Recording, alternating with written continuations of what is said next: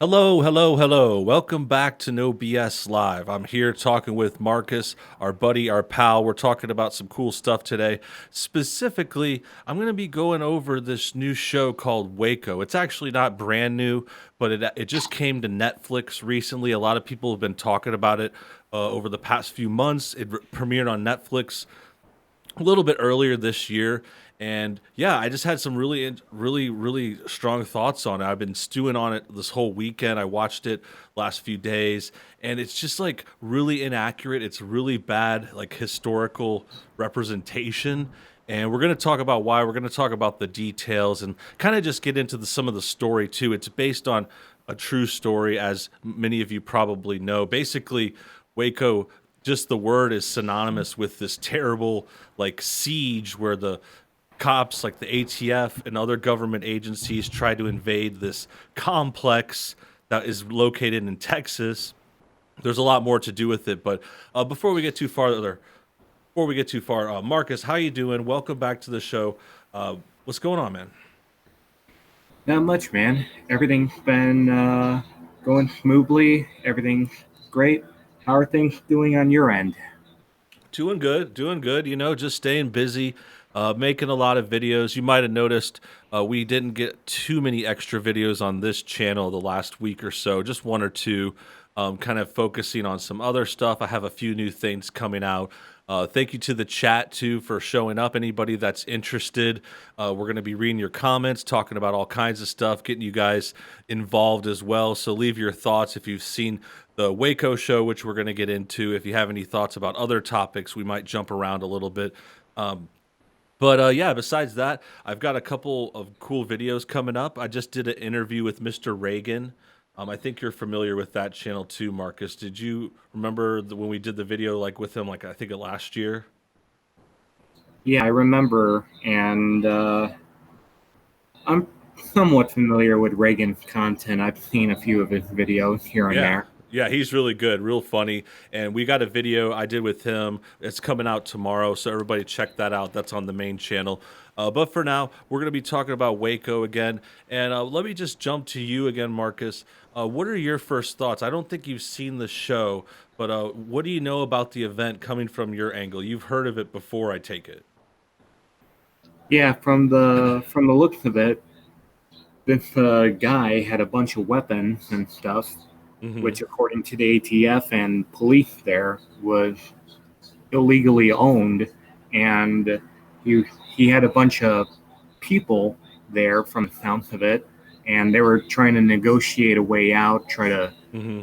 get some things solved, but the things escalated into a shootout, which then just destroyed the entire complex. The building was in flames, Yeah. and Yeah, a that's a lot of pretty good people. summary. That's pretty much the basics right there. And that's actually as much as I really even knew, like before rewatching this show and looking up again, like this is something that happened when I was like a kid. I guess I was like maybe like 6 or something, and it's the kind of thing I think everyone at the time probably remembers it on the news. It was like a big story, of course. The standoff actually lasted like 51 days. So it was like a really long, tense encounter, like you mentioned, basically in the beginning, the ATF, which is a government agency, they were trying to find these legal weapons, and there was like a lot of weapons in this complex. And then from there, it was a standoff, and it ended really badly. Basically, though, to talk about the show, they really dramatize it for the show, which is expected. And I was actually into it for like the first episode or two. I've still finished the whole thing. I'm a completionist like that. But the main problem is they went way too lenient on the guys with the weapons. Like this guy, it actually was more complex than that because there were like a religious group who were basically like a cult who worshipped the leader, who was the one they're trying to arrest, was the leader. His name was Koresh, and he was like had charges against him, and he just wanted to kind of challenge the government. And yeah, essentially the show covers up a lot of the bad things they did. They're trying to be more sympathetic to the cult, and then at the same time they're trying to blame it all on the cops, which is fair. Like I am actually fine with that. Like there are a lot of mistakes the cops made, in that situation. Like they weren't prepared for the first invasion, and then they drew it out and did all these other bad things. But the real problem is, yeah, like the chat's kind of bringing it up. Like they brushed over a lot of the bad things this group did. Like they were really, really into some like cult like stuff. Yeah, it was pretty deep stuff from what I was able to gather, but there wasn't a whole lot to gather. Yeah, I know. And I see the chat going on it. We're tiptoeing around. We're going to hint at some things. I'm going to just remove a couple comments that might have some bad words. So it's not because I'm trying to delete you guys. I'm reading this stuff and I'm trying to keep it safe. But essentially, to sum it up, sorry, my voice is a little dry today, but essentially, they were doing some bad things to kids. Like there were a lot of reports that the kids were getting hurt. And in addition, the leader, he had multiple wives. He had a lot of lovers. And sometimes those lovers were very, very young, like very, very inappropriate, very messed up. So that was the kind of stuff, the main stuff that some of that was in the show. It's a little hard to talk about, but they also made it seem like they were just really, really happy in this big happy family, which I'm sure was true some of the time, but you can't ignore that kind of messed up stuff. Yeah, and it's the kids primarily that I heard about. Yeah, the kids were getting hurt. He had many, many lovers that were like inappropriate, like stuff like that. We don't need to go into great detail, but the fact that they're leaving that out is just really showing a bad thing for the show, because I understand they want to make like things sympathetic, like drama is more interesting when there's like a villain that's kind of like sympathetic and not like, just totally evil can work too. But in this case, basically they try to make him too sympathetic.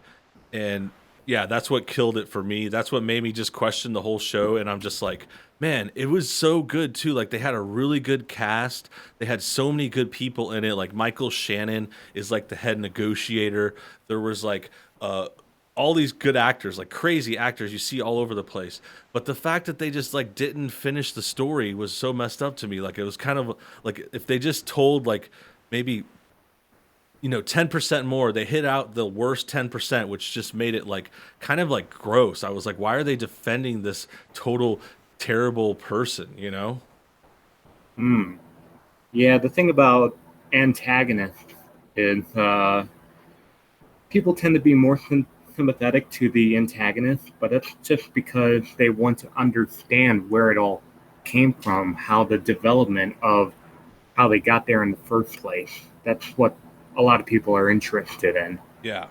Yeah, and I think I understand the other argument too. Like I said, I'm not trying to play down any of the criticisms of the government, because that was there and that was wholly deserved. And then we got a super chat here that's bringing it up specifically, so we can address that more too. Because Kevin donates $5. I really appreciate that, and he says Waco was a U.S. military deployment on civilians. Was the big deal? You missed the entire point. Yeah, we didn't miss it. We just kind of like we're getting there. We're working our way. My first thoughts was what I already explained about the cult. And now to talk about the government, it's like, yeah, no one, I don't think anyone's denying that either. Like, I agree. They had this bad plan. There was a story in the movie too about how the ATF, they failed at Ruby Ridge like 6 months before. So they were trying to like make up for it with another like kind of arrest. You get a big arrest and then the government agency will get like a good thing, like a good reward or something. But that is bad. This was like a bad move on their side too. So there's no defending them. Like that's not the point. I think it's just the bad thing is like Hollywood and the people that made the show, they're like defending the cult. And I think when you ask and you think about why, it really comes back to being anti-cop. Like it falls in with a lot of this stuff going on now in the media and these messages online. Like it's trying to make it way more anti-cop, and that's the thing that's super messed up. Yeah, especially with what's been going on with the past month or so. I Hmm. can kind of see the angle you're going at here. Yeah, and that's the thing that's confusing too. Like because it's not, at first it didn't come out just now, but it's getting like it feels like it just came out this show. and people are talking about Waco again. I think it's just because it came to Netflix and it's getting like re-released essentially. Because here's the thing, and that's there's some backstory on that. Like I was trying to figure out what the deal was because I thought it was a Netflix show, but it was actually a Paramount show. The Paramount network made this show, and they're like trying to get classy shows on this channel. They just rebranded it. I think it was called Spike before, and they rebranded it Paramount, and it was a show on that channel. And they're trying to kind of make a Netflix style show. So but the thing was, like, no one really watches Paramount, so I don't think people noticed when this came out in 2018. So now it's getting re-released on Netflix, and I think that's the timing of it. That's like, oh, we're in this climate, this anti-cop climate, and that was going on back in 2018 too. And yeah, that's the thing. That's like, that's the messed up part. It's like they're going so far to go anti-cop that they're defending these like abusive people who did a lot of bad things. Yeah, people need something trendy to watch, especially with what's going on now. And Yeah. thank you, Kevin, for another $4.99 donation. Not ATF, the actual U.S. Army. Okay, yeah, that's another point, definitely. And there's actually some other points in this show I will get to eventually. But yeah, that was the last move, I believe. I need to double check the history of it. But yeah, I actually had this picture too. Hold on. This is a picture of the guy. Monitor one. That's the guy playing Koresh, who's like the leader of the cult, and he just becomes this big hero character. But yeah, what I think, Kevin, thanks again for the donation, by the way. Really appreciate that from anybody. We'll definitely be reading those contents and those comments with care. Anyway, yeah, what it was at the end, there's the siege, there's the first invasion, and then they waited 51 days trying to negotiate, and then they send them everyone in at the end, including the military, is what Kev is getting at, I believe. It was like Delta Force or something. Like it was like the basically Clinton signed off on sending in like Navy SEALs or something. Like I said, I'm not getting the exact names of all the groups. I thought it was like Delta Force or something. They were like real military, and it's like, yeah, it's messed up to deploy military onto American citizens on our soil. Like it was like a total mess up. And that was another thing that's actually worth bringing up again because they put little to no blame on Clinton in this not documentary, in the show. Like the show doesn't really hardly ever mention Clinton, and not necessarily in the bad ways they should, because that's something that a lot of people were critical of him. He was the president at the time, and he deployed this military on this situation, and that's how it turned worse at the end. So this is the cult leader, on the picture. Yeah, that's the guy. This is the actor playing him in the show. It's not the real guy, but they got his look down real good, and they got his like speech and charm down. Like you got to have these kinds of characters. They're like, they draw people in because they're very like good at speaking. He has a lot of smarts. He always knows everything about the Bible, and that's actually when I was still on board. Like in the beginning, the way I saw it was like, okay, they're trying to make the bad guy like seem charming because it's like they want you to know how this kind of person could get these kinds of followers, and it doesn't just happen for anyone. Like you can't be a total asshole all the time. You got to be smooth talking. Like he constantly like gets into people's heads and like asks about their background, and like he's got all these skills with manipulation. And in the beginning I thought that was good because I was like, okay, this is good to see that from a perspective of someone from the outside. He recruits someone in the first episode, and that was interesting. But yeah, the problem was they never showed the dark side, like not the dark truth that we have from all this evidence. There's been reports, there's been survivor stories, there's been other kinds of evidence found for other parts of this story. That's just the leader part. But in addition, I guess we could just mention this now. It's that at the end, on the final day, the final siege, we were starting to talk about how the military goes in, they send in, Clinton sends in the military. There's also already ATF and FBI there, all these agencies. And they try to blame the fires on the cops in the show. But there's actually evidence that shows that the leaders and the cult people, they had gas and chemicals on them, like gasoline. So it doesn't mesh with the truth. Excuse me. Man, Yeah, that part I actually did not know. I actually thought that the whole fire started with the very, very excessive gunfighting that was going on between both sides. I didn't think that the fires were started by one particular side. Yeah, well, that's the thing. That makes sense too. That sounds logical for sure. Like that, but the thing was the the show was really, really trying to say the gas started the fire. And they were like, they had it like pictures of it, and they had a title at the end or something about it being flammable. Like they were trying to blame it all on the gas and the cops.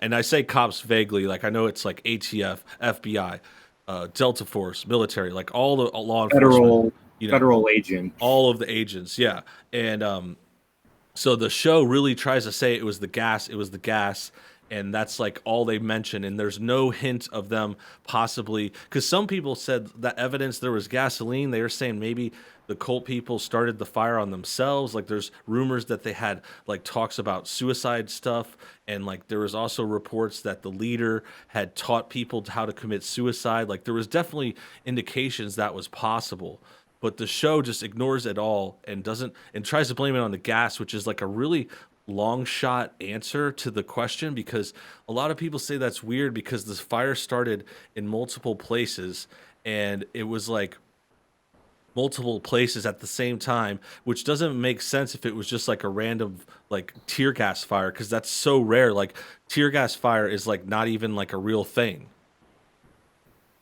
Yeah, when you think about it, cults tend to have that high level of loyalty and respect and stuff like that. So people would resort to scorched earth policies and even taking their own lives to prevent certain evidence to be discovered. Yeah. Yeah. Well, and then there's other parts of that too, because there's also they had a religion, and it was like this Christian offshoot, but it was way crazier than you think. Like it was like it was like based on the Bible, but turned like totally around the corner, and they thought that this guy was a Messiah, like they thought he was like talking to Like, God. like he was Moses. Yeah, yeah, and they thought he was like a leader, like a real prophet. And then they also had things like back to the death thing and this possible suicide thing. Like they had stories and things in their religion that said, "Oh, if you die, you're going to go to heaven and have this better life." They had all this crazy stuff that made them basically like propaganda, so they don't care about dying. Yeah, They're like happy to die. It's like martyrs. It's like kamikazes or something like that. yep. And like I said, I mean, if a particular figure, whether if it's a cult or a military personnel, if you have enough loyalty and respect for a country or a leader, you will literally do anything that person says, even if it Yeah. goes against your own morals and common sense. Yeah, especially when they have them in this religious context. They're believing in things like just prophets and gods and afterlife and, coming back and resurrection. Like they have that stuff built into their model so that the leader can convince them all we're going to kill ourselves and go to heaven kind of thing. And, that actually references other stuff too. We've talked about a few other events and things related. This one wasn't a siege, but it wasn't far off that there was that Haley Bop cult when the comet came, and then like a bunch of people in like San Diego were all committed suicide. Like it was like 30 of them or something. I'm not really sure. It was Haley Bop was the comet. And that was just another example. It was just like back in the 90s, back in the 80s, like there were a lot of more religious groups, a lot of radicals, and like it was easier for them, without the internet and all this information, you could like get people cornered and living on this little farm. Like with Waco, they were on this little ranch and barely even had electricity. Mm. And when cults come to mind, I actually remembered from a while back ago. Do you remember that game we talked about, Far Cry 5? Yeah, That yeah, had a yeah. cult. I know that's inspired by Waco. That's the thing I realized too. Like when I looked up when I was looking up some history about Waco after watching this, they have some references like pop culture references, and yeah, the Far Cry people said they were inspired by people like Koresh, the guy from Waco. Because yeah, the religious like cult leader in that game, I mean, like as I just said, I mean the guy rooted a lot of his cult like things in religion. You can hear the guy singing hymns when you were Yeah. trying to detain him. Yeah, no, it starts off like it has a basis in some kind of religion like Christianity here, and then they turn it and they add all their new stuff, and that's how a lot of religions have been for a long time. But obviously these are just like the extreme offshoots, and they happen in small like secluded places too, where these like that thing was supposed to be in Montana, I believe. The game we're just talking about, Far Cry 5. Yeah, I thought it takes place out in the country, out in the Midwest, Yeah, almost it's just like, West. yeah, it's similar to where what we're talking about was in Texas, Waco, Texas, which, it's a little southern and a little warmer, but same kind of thing, out in the middle of a field, you know, hot sometimes, cold at night. And Out in the country. yeah, that's a good to bring up because I thought about that game too. It makes me want to replay that game because that was a classic. But that's the thing. That game, obviously, a whole different story. But they portrayed it right. Like they made the cult people crazy, killer. They showed the real bad side because that's how the game was, and it was its own story. But yeah, back to the Waco show. That's what really blows my mind is how much they could make this guy sympathetic. Like think about like a Joseph Seed, like from Far Cry 5, and think about making him sympathetic and trying to change the story for history. Yeah, I'm sure a lot of people wouldn't buy that, but if Far Cry fans were that loyal, they would still buy the game despite context given. Yeah. Yeah, and I think that reminds there was a I don't know what the next Far Cry is, but they did have like a second one. Like I remember like the one we were talking about was 2017, and then I think 2018 they came out with like another version, like Far Cry something, and it was like the one with the girl bad guys, like expansion pack or something that was pretty cool too. Um, Someone says Far Cry 3 was great, Far Cry 4 was great, but 5, nah. I really liked 5. I mean, I think I played all those too. Like 3 and 4 are awesome. I played a few of the spin-offs too, not so much. Like I didn't like that caveman one. Like no, I don't think that one played really well, but did you play any of the other Far Cries or any of them, Marcus? I haven't played any of them personally, but I've seen my brother play Far Cry 3, and not sure what time period that game took place in, but the gameplay certainly looked interesting. Yeah, that one's awesome. That's a classic. Like, I think Far Cry 3 was where the series really blossomed and got big. I believe that was set in the present. Like, they're all set in the present. Like, 3 is the one that's, I believe, on an island or in like South America or something. It's like Mm. tropical setting. And then the second one, or no, no, sorry, 4, the next one, that one was like in the Himalayas. I remember that. That was like out in the mountains, like, you know, India or somewhere like that, China. Yeah, yeah, it sounds about right. Yeah, and that was cool. It's cool they have different ones each one. Like, but I really liked 5 too. Like 5 was cool that they took it back to America and had like an interesting like I liked the Colt thing. I liked the it's like part of Montana, just kind of like general plains area, lots of cool vehicles, great graphics. Like I love those games. Yeah, those games are cool. I want to get back to that and I'll talk about them anytime. I'm glad I connected to this show. And yeah, we're getting close to time. We'll talk about a couple other topics. Anyone in the house want to drop a thought on anything? Shout out to Game Hacker for his gaming thoughts. Those are good. Thank you, Pablo and Nix, for coming by. Let's see who else. Steven, Kika, Panchu, Sue. That's a cool name. Guillermo is in the house. Kevin returns. Um, and then yeah, so we're talking about the Waco show. Basically, I think I got the basics. Like I got my feelings out. We kind of went over the main thing that was killing me. This is the picture again with the guy. It's Kitsch. The actor's name is I believe Taylor Kitsch or something. Like he's playing. Uh, the main cult leader, and then Michael Shannon plays the main FBI negotiator. There's a ton of other stars in it too. Like I can't get all the names. Like I just remember a few things. Like Rory Culkin, who is like Macaulay Culkin's brother. He's been getting some good acting work. I watched him in the Succession show, and he's also in this show, and he's good. And then has a girl flirt with this girl who's like the blonde chick from Ozark, which is a really good show with like kind of like a crime show on Netflix. And that girl is in it. There's also Supergirl is in this show. I didn't even realize it was her. I knew there was like a cute girl playing the cult leader's wife, and it's actually the same actress who plays Supergirl right now, Melissa Benoist, I believe. And she's whichever. I mean, she's pretty good. She's definitely good looking and does a fine job in the show.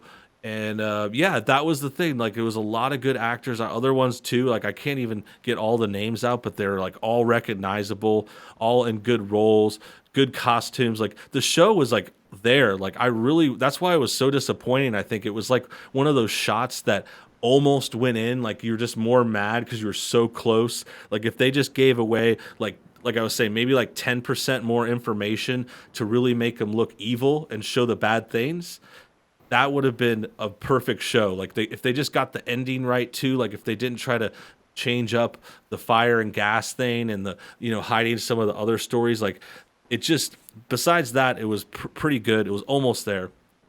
But yeah, again, I think that last 10% can be really important. Like, especially when you're doing something that you want to be historical. It's like the thing I said, I was talking to a few people about it this weekend, and I was just like, why even base this on Waco if you're going to get all these things wrong, like on purpose? Yeah, it's recent history, and it should be very well documented. You should Yeah. do everything by the book. Yeah, It's I not. know. And they had books. They listed them in the intros. Like, they based it on, I think, a couple different books in their stories, but they definitely took liberties with it and like hid away some pretty damning stuff that makes it super questionable. It's like Hollywood is not only going anti-cop, they're like covering up for these people that potentially were hurting children a lot of times. It's like really messed up. But I don't want to get too dark at the end here. Um, but yeah, I think that about wraps things up definitely for that show. Marcus, did you have any more thoughts on that or another topic we wanted to hit? It pretty much wraps things up for the Waco discussion, but Okay, I was hoping we can squeeze in a few more minutes to talk about what happened in Chicago Monday morning sure, and stuff sure. like that. Yeah, yeah, definitely talk about it. I mean, it's another sad story. I mean, it's not going to be a happy thing to talk about. It's interesting. We've been covering stories in Chicago for a while now. I mean, definitely this summer it's been heating up. I mean, the main problem is, I'll let you get to the specific, but obviously they have a terrible liberal leader. They have corruption in the government. There's people getting shot every weekend. That's what we're keeping track of, is like the terrible, terrible shootings, people dying. They've had like murder rates so high for so long, and it's just really sad. And the worst part of all is a lot of people don't want to talk about this. I mean, obviously, that we get reports from local news, it's not completely hidden, but these reporters and these leftists in the media, they're like saying they want to help and save black people, but they ignore one of the worst problems. It's so messed up. Yeah, and when I was in high school, my teacher always brought up this one particular point back when Mayor Daley was mayor of Chicago. And he actually proposed a bill to ban the use of guns in Chicago. And it went through the municipal and state courts, went all the way to the Supreme Court, only to get vetoed because of the Second Amendment rights. Good. Yeah, thank God. I mean, that's not even the worst Chicago story I've heard. There's a lot of them. Like, I feel like we could have a whole like podcast separate on just talking about Chicago every week, because it's like, yeah, I almost forgot about that story. The gun one is bad. We need to keep our rights. We don't need to start giving up rights. And then the other thing was the school stuff. I don't know if you heard about this one yet, but they're trying to like change history classes. And there was one leader who said he wanted to stop teaching history until they get it better. Like they want to make it more black history or something like that, like some kind of biased crap. Yeah, I actually heard about that, and I was just like, that is completely despicable. Why would anyone want to stop teaching history? Because without history, how do we learn our lessons from I previous know. events? I know, and I think that actually ties into what we were talking about before too. Like that's the biggest problem with the Waco show and other shows like it. Like it's not gonna. This isn't just that show. I mean, Hollywood rewrites history all the time. They're always trying to change it, manipulate it. In this case, they're trying to favor, you know, bad people who did bad things to little people, and then on top of that, they're using it as a way really to bash the cops, any law enforcement, bash the ATF, the FBI, you know, CIA, whatever it may be. All those groups are just like grouped in with them. They hate cops, law enforcement, and the government. And the fact that they'll do that is messed up. And then it's like back to Chicago, you know, they're doing that there. They're trying to rewrite those history books and teach these kids an alternative history that's just crazy. It's like 1984 to me. I can't believe we're really dealing with this level of propaganda. Yeah, and in recent news, from what we've talked about um, pre-stream, basically what happened Monday, we had a really, really big riot happening, and from all accounts, 100 arrests were made, but 13 officers reported injured in Mm. the event. Yeah, I remember a little bit of that too. Glad you brought it up because that was just the whatever a day or two ago. There was a big blowout. I mean, another like we already have the stuff going on still. Like we talked about the crime and the violence and the bad leaders, and this is just another blowed up riot. What did you get any details on what started it? Because I saw it was something sparked, like another arrest or something. I didn't exactly get details on Yeah. how it started, but what happened during it is the details that I've gained. From the looks of it, in the early morning hours, they raided or raided, not that's more of a police term. They looted a Best Buy in Clybourne, which is a town in the Chicagoland area, and a Potbelly also got looted in the Chicago Loop. And when I heard about all that, I was just like, man, that's some heavy stuff. And Seriously. Yeah, and then I got this article. I was trying to get some details. It says MSNBC skips coverage of the riots during prime time. CNN airs less than 3 minutes. So they're just trying to brush this off. And I think it's because this is something I discussed in a video here or there. But basically, the riots are and stuff are starting to backfire on the Democrats. Like at first they backed them and they're trying to support BLM and get all on the side of the agitators, the people in the streets, the Biden voters, you know, like they're trying to keep them on their side and they supported it. But even the news now and a lot of key players, they're like, wait, this is too far. Like we can't actually keep covering this. It's making us look bad now. And that's the same kind of thing I think I said about it before was with Portland because Portland's been rioting for months. And in like for the first month, the governor and the mayor were trying to support it, saying it was a summer of love. And now we're like 90 days in, and they're just like, you know, this is too bad. We can't make this look good anymore. This is turning on us. yeah, speaking of which, I don't remember if it was Washington State or Oregon, but it was somewhere out west. There was a mayor who was backing BLM and the rioters and stuff like that, only to have the rioters and BLM people turn on the mayor and turn her into a target. And it's just another example of the left eating their own. Yeah. Yeah. And then here's some more details. It says 100 arrested 100 people, 13 officers were hurt, struck in the face with a bottle. Someone's nose was broken with the looters. The person working for the cops says it was not an organized protest. It was pure criminality. Carnage resulted in $60 million of property damage. Jesus. And wow, I didn't think the I didn't think the damages were that high. I knew they were going to be high, but 60 million? Geez. Yeah, they must have really bashed some stuff, man. I'm It was a trying to best, see what it was a best instigated it. buy. Yeah, Yeah. it's hard to say in these stories. I don't know if they're gonna be in here. I don't see anything. You know, there's no like specific arrest or anything, but clearly there was a lot of people. There was a lot of Biden voters there that night, and it just ended in chaos. And this is just another thing. Like we're just really, really getting old. And like I was saying, that's why we're not seeing coverage of it. This article saying these places skipped it. And it's like, yeah, it's starting to backfire on them. And that's why they're trying to cover it up now instead of championing it and trying to support it. Now they're trying to cover it up, and it's just going to make things worse. It's all this is going crazy. It's not going to end until we get through the election, basically. Yeah, I can only imagine what's going to happen for this upcoming election. I mean, for me, there's probably going to be no doubt President Trump is probably going to be winning this election, especially Hopefully. when he's especially when he's running up against somebody like Biden, who's having more and more goofs each and every day. Yeah, yeah, for sure. Biden is like really on the ropes already. He's already down and out. Like he's fallen down and gotten up, but he's not going to keep doing it. You know, he's far. It is like a boxing match. Like on the ropes, he's probably fallen down twice already. The next time, he's not going to be able to get all the way up.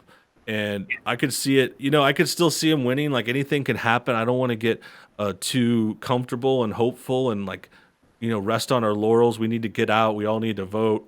We all need to step up in November. Otherwise, God forbid we put Biden in charge, and then that means China's in charge. I don't know who his VP is yet. Susan Rice could end up leading the country one day. I mean, that would be a real mess. So, God forbid. Somebody in the comments mentioned the possible choice for a VP could have been Kamala Harris, but I could be Hmm. wrong. Yeah, yeah, I've heard that. I've heard that name too. I've heard Susan Rice, and basically, it's got to be a black female. I think that was like already promised and stated. They're not picking the best or the best fit or the whoever's the best available. They're like, no, we're going to start with a color and a gender. And then I'm like, well, what about gender? I thought gender was construct. I thought it was fluid. So now they're gender, like I don't know. It's confusing to me. Yeah, they said that there's a bunch, but now they're saying genders. Yeah, Yeah, I know. It's like there are genders when it's convenient, then other times it's not. It's a big mess, but I think that about wraps things up. I think we got through the good stuff today, got through the details. Glad to be back on the live stream. Good to see everyone chatting it up. Thank you again, Marcus, for coming on the show, man. Always good to see you. yeah, it's been an absolute pleasure. Yeah, man. We'll set some more up soon. I will try not to take as long of breaks. I'm working on some new videos right now. I'm going to get back to editing. You guys can stay tuned for those. Extras will be on this channel, more live streams on this channel, and of course, the regular vids on the regular No BS channel. Of course, we're going to have that interview with Reagan, like I mentioned. That's the next big video for tomorrow. So stay tuned for that. Go check it out. Thank you guys again. Thank you guys for the donations too, Kevin. That was much appreciated. Everyone have a good day. We'll talk to you on the next one. Bye, everybody. Peace. We're out of here.